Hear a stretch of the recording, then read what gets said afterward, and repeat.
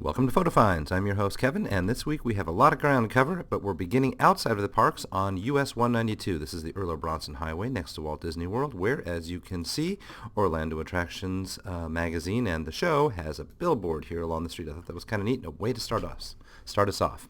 Now we're moving over to Epcot, where in the parking lot, on one side of the parking lot, they've taken away the little red posts that were here and turn it into something more of a concrete barrier so that cars don't keep plowing into the monorail posts.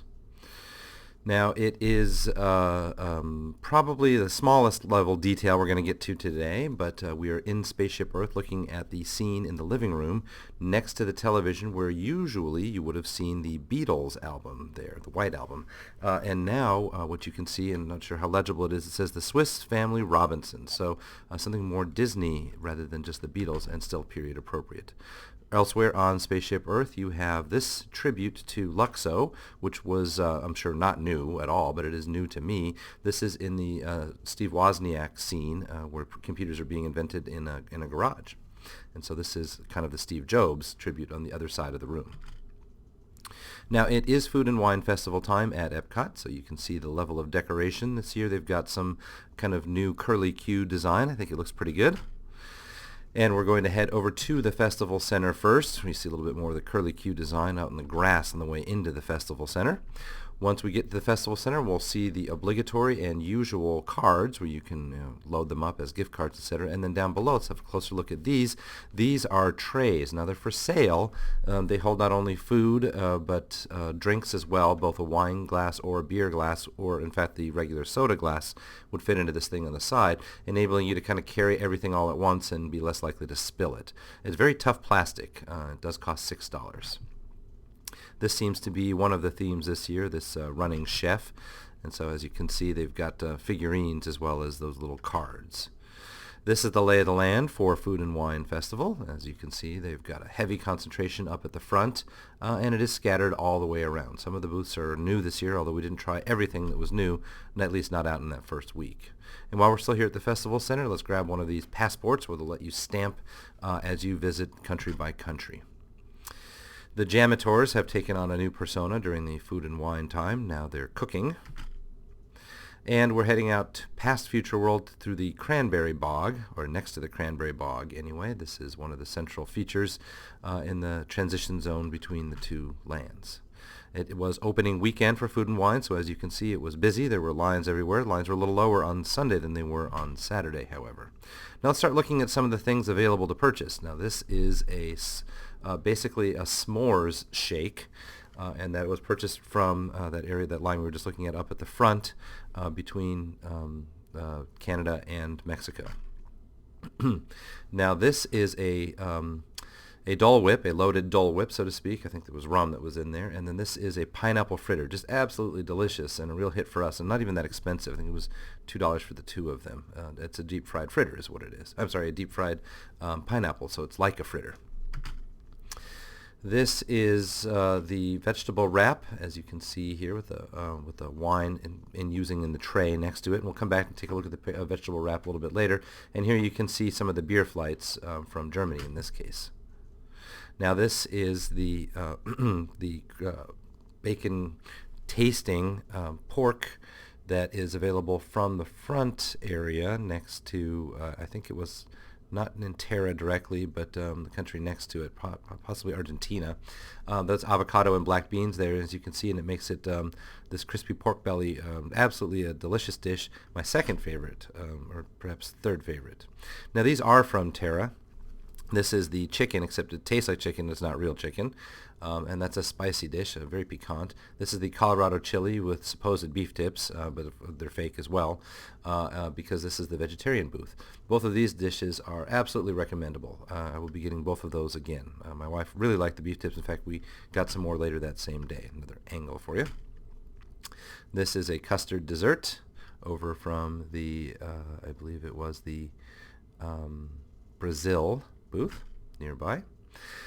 Now these are my favorite dishes from the festival. In fact, possibly my favorite dish from the 9 years I've been going to Food and Wine Festival on a weekly basis whenever it's here. This is that lettuce wrap once again, and this is the kimchi hot dog. And what really makes it is both the fact that it's not a normal hot dog. I'm not sure exactly what kind of sausage it is they're using, and then this spicy mustard, which is not well explained and unfortunately not in this year's cookbook. But I got that thing multiple times over the course of the weekend. Just absolutely tremendous. Reverse angle of the two things. You can see a little bit better what the lettuce wrap is like. Both of those come from the South Korea booth, by the way. Now this is essentially like an egg roll, like a Southwest egg roll. It came from the Morocco booth. And this is the spicy hand roll, as it comes from the Japan booth. It's got a combination of both tuna and salmon inside. Another close-up there of the hot dog, and you can see that it's not a normal hot dog, perhaps from this angle, by the color. While we're here, let's grab a ride on Test Track, where you will see some of these signs are kind of new. Now this one's aiming the other direction, so it's harder to read, but they're scattered now throughout the fast high-speed turn portion of it. Here's another one, and it says loop, so it's giving you a heads up to what's about to come.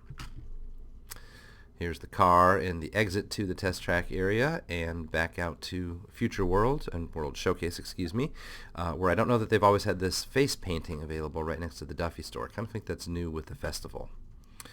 As is this 12-month calendar, so it's posters of attractions for one for each month, of course. And this is new as well. It opened on the 26th of September, called Block and Haunts. It's replacing the American Heritage book stand that was here, where they would make custom books, basically. We'll see, however, that it's not gone from Epcot, just gone from this location. This location is now basically a craft beer, upscale beer location. There's what the menu looks like. And they've got these new decorations in the back that look a little bit like maps. Here's where the books went to. So it went up to the American Heritage Gallery, up in the regular shop, basically, in American Adventure. And as you can see, they have the books that they sell. Not only will it be signed by the author, who happens to be standing right here, but they will personalize your books. You make it basically your own book in about 30 minutes. And so this is where they've moved their location to full-time. And they moved about 3 weeks ago. A little update for you on the Morocco Pavilion. This is the Spice Road table. This is the Waterside restaurant under construction. A little more of the facade has come visible in the last couple of days. A couple of angles for you there of what's going on with the facade. And then on the opposite side there, they open up a slight backstage area to allow some more seats, because it does get very crowded in this time of year. Now, we have switched parks over to Hollywood Studios. This has been here for some time. I've not been over here myself to see it. It's the Monsters Incorporated Monsters University topiaries, which were at Flower and Garden, now at the basically the flagpole area of DHS. So this is what the backside looks like. You see all of these little plaques around the side commemorate the Monsters University movie, which to this day I still haven't seen. These are apparently the fraternity and sorority houses from Monsters University. Those of you who have seen the movie will know exactly what I'm talking about, so I won't go into details because I don't know them. I just haven't taken a picture of this sign in some time, and I think maybe the pictures within the movie reel there have been refreshed since I've last taken this photo. And then stepping inside, we see that the stage is now gone. Mulch, Sweat, and Shears, the live band, is performing where the stage sometimes is. And actually this time they're facing the hat. Later in the day we saw them facing diagonal or sideways from there. So maybe they move based on where the sun is. A couple of new banners in the animation courtyard area advertising something coming to TV, I think in late October. Toy Story of Terror. And we are stepping inside the animation area. Just to note that there are now a lot of meet and greets in here. So there's the Incredibles meet and greet. There over here is the Wreck-It Ralph meet and greet. This is the Mickey, Sorcerer Mickey meet and greet. And this zone right here used to be the Sing Along with Ursula thing, and they have changed things around. This ink and paint device was a little bit over to our left, and in the spot where the ink and paint used to be is this thing. Was this thing. So they've switched spots, and this wall has appeared. Well, the wall is hiding something called the drawing room right next to the entrance to Wreck-It Ralph.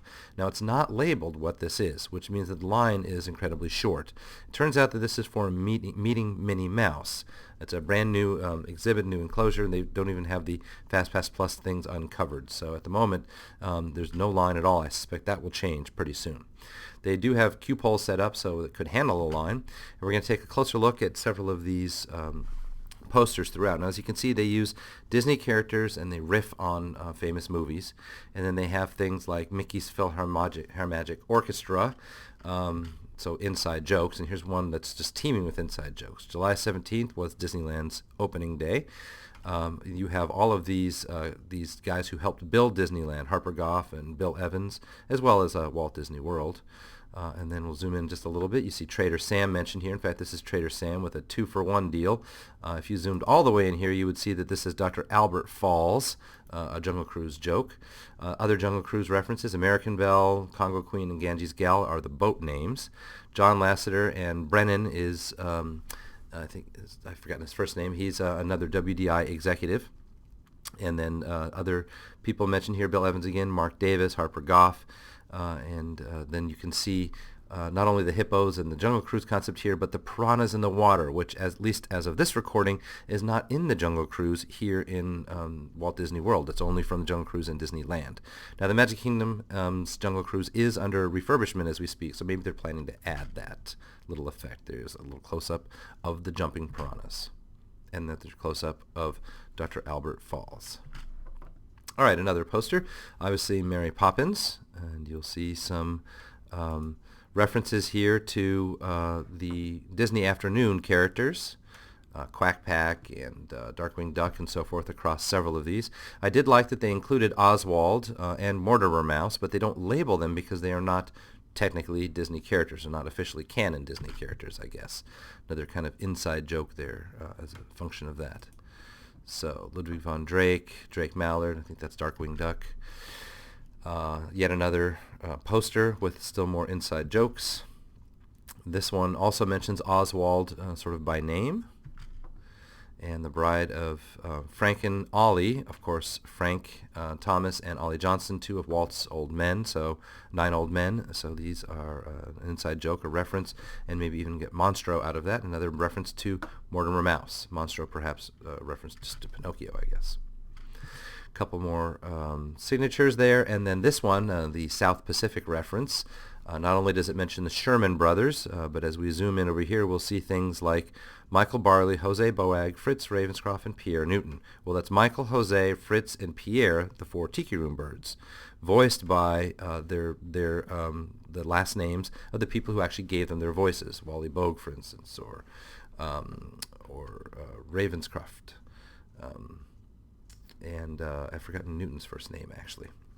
And then over on the side behind Minnie Mouse, you see Tropical Serenade, that is the Tiki Room building, and the orange bird himself flying over the entire facility. So it's really a tour de force of inside jokes for the people who get it, and for those who don't, it's just another thing to look at while you're standing in line waiting to meet Minnie Mouse. Here's, I think, the final poster before we go in. And here's what the Meet Minnie room looks like. Now, Minnie herself has got some sparkles on her dress. I'm not sure how obvious that is from the picture. It does sparkle quite a lot when she's moving around. And as you can see, the room is lushly decorated. It looks very nice. All of these trophies and appointments throughout. It looks like the sort of room you would expect Minnie Mouse to have, with some pictures around the sides. And pictures around the other walls as well. Now, this was obviously taken here at the park. This one, I think, appears to have been taken over at Disney's California Adventure, where they have a Meet Minnie area next to a plane that looks just like this. So that's possibly what that one is. And then this reference to the Golden Mickey's Award Show. Not something they made up here. This is actually from the Disney Cruise Line. And so I like that they kind of kept this going, the mythos of Disney of Golden Mickeys being in multiple places in the Disney universe. And there, in fact, is a Golden Mickey, one of the trophies you can see in the room itself. It's a small room. There's not multiple sets, but I'm glad that they shoehorned it in here. It's better than what was there before. The area, the Sunken Animators area, I guess, has been converted for Frozen. And there's a little inside joke here. WDI rocks, it says. A little hidden Mickey, I guess, out of that CD, burned CD.